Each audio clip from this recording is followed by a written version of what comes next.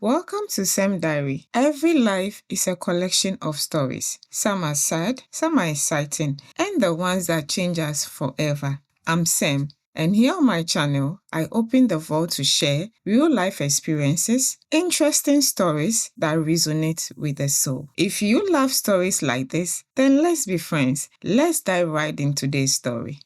My name is Rose. I am 31 years old. I live in Egypt with my 4 children. 10 years ago, my life changed when I married my husband in a traditional way. Our families arranged the marriage. On our wedding day, we were like strangers. I didn't know him that well, and he didn't know me either. After the marriage, everything was going on well. I took some time to get to know him well, and I was beginning to grow to love him. As time passed, everything changed. I grew to love him deeply. I became obsessed with him because he was a wonderful man. He was kind, handsome, and a great father. Our life had a specific rhythm. We lived in one city, but his job was in another city far away. He worked in a hotel at a famous resort area full of tourists. He would leave for 25 days to work and then come home to stay with us for few days. When he was home, the house felt full of life. I smelled his expensive cologne in the hallway. I heard the sound of the children laughing as he chased them through the living room. I took great pride in being his wife. I made sure my hair was always brushed and shining. I kept my nails neat. I cooked delicious meals that filled the house with the scent of spices and warm bread. He provided the money, and I provided love in the home. For 7 years,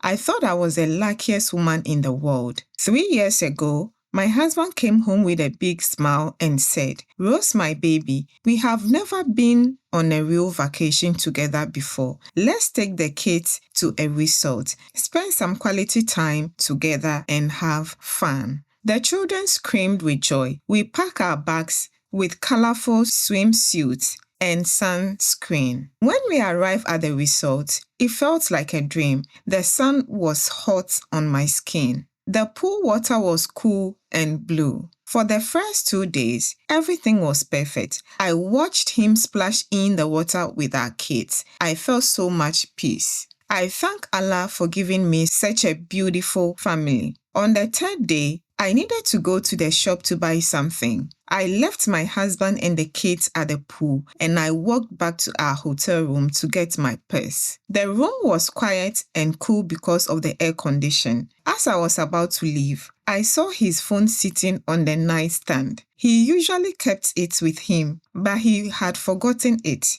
I don't know why I did it. He had never given me a reason to doubt him, but a strong feeling came over me. I picked up the phone and swiped the screen. It was not locked. My heart started to beat fast. When I opened the messaging apps, I saw hundreds of notifications. There were names of many different women. I scrolled through the messages and they were full of flirting and inappropriate photos. I felt dizzy. Maybe these are just tourists he met at work, I whispered to myself. I tried to find an excuse for him. Then I saw a message from a profile with a rainbow flag. I opened it and my breath caught in my throat. The room felt like it was spinning. The messages were between my husband and a man. The man was angry at him. He asked my husband, "Why didn't you come to see me? Didn't you like what we did the last time? I enjoyed this so much. I want us to do it over and over again." There were photos and videos that were so disturbing. I could not even look at them for more than a second. My stomach turned. I began to feel sick. Suddenly, the door opened and my husband walked in, dripping water from the pool. He saw the phone in my hand. He saw my face, which was pale and covered in tears. I started screaming. I threw the phone at him. I attacked him with my fist, crying out in pain and anger. He did not fight back. He fell to the floor and started crying. He looked small and scared. "Listen to me, my love. Please," he begged. "Tell me the truth," I yelled. I saw the messages. He looked at the floor and dropped a bomb. I am sorry, my love, he sobbed. It was only 17 of them. 17 what? I asked, trembling. I had relationship with only 17 men, he confessed. I felt like I was dying inside. So you are gay? I asked. No, he shouted. I'm not gay. They are gay. I'm not. I couldn't understand his logic. How can a man be with 17 men and say he's not gay? I had a total mental breakdown. My heart felt like it was breaking into 1,000 pieces. That day, I ended up in the hospital because I could not breathe.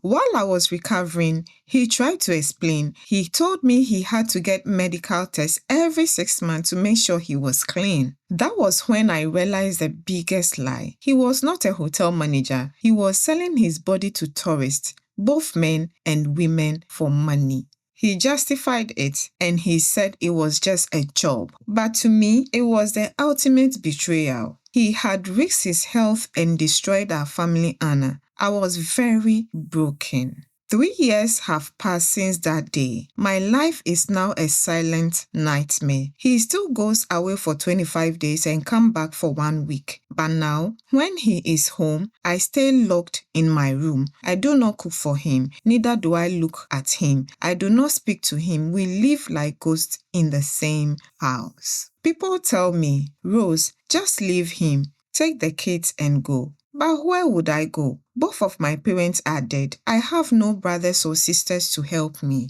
I have no money of my own because I spent 10 years taking care of the home. I have 4 children who need food, clothes, and a school. They love their father because they do not know the truth. I have kept this secret to protect them. In Egypt, it is very hard for a woman with no family and no money to start over. I feel trapped in a cage of gold. He still goes to the other city, and I am sure he's still doing the same things. I sit by my window and watch the sun set. I am just 31 years, but I feel like my life is over. I am lonely, heartbroken, and lost. When my husband was away for those 25 days, the house felt like mine again. I could breathe. I could laugh with my children, but the moment his car pulled into the driveway for his week at home, the air becomes thick. One day, my husband came home for his 7-day break, and this time, I did something different. I did not hide in the room all day. I walked into the living room while he was sitting there. He looked surprised. He looked at me with hope in his eyes. Rose, do you want us to talk? I looked at him, but didn't feel that connection I felt 3 years ago. Instead, I felt pity. He was a man living a double life, a man who didn't even know who he truly was. I said to him, I'm not talking to you because I want to forgive you. He started to cry and tried to reach for my hand. I stepped back. Don't, I said. You provide the money for now, but I provide the soul of this family. I am staying for the children, but I am building a life for myself within those walls. I decided to stay because of my children, but every day my heart dies a little more. I'm a bit confused about this story. A lot is actually going on in some marriages lately. But my little advice is that it is very important in every marriage to build a foundation of honesty. From the start, be honest about who you really are, your past and your struggles. If you can't be honest about small things, it becomes easier to lie about big things. Communication is more than small talk. Don't just talk about kids, the house, or money. Ask your partner, how are you feeling lately? Or is there anything you would like to share with me? When your partner speaks, don't just wait for your turn to talk. Really listen to their heart. Share the responsibilities. Be a team. Marriage is a partnership. Both people should be involved in the home and their children's lives. Define your boundaries. Talk about what is okay and what is not okay in your marriage. Try and protect your partner's health. Betrayal is even worse when it puts the other person's physical health at risk. Love means protecting your partner, not hurting them. And as a woman, it is very important to have a skill or a small saving of your own. This isn't because you have a plan to leave, but because it gives you confidence and security. Learn to address issues. If at a point you feel unhappy or confused, talk to your spouse about it instead of looking for an escape outside the marriage. And finally, pray together. What do you think about this story? Share your thoughts in the comment. If you enjoyed today's story, then don't forget to like, subscribe, comment, and turn on your notification bell so you don't miss out anytime I post interesting stories like this right here on Sem Diary. Also check out my other video, A Journey of Betrayal and Silence. Thank you for watching. See you in the next one.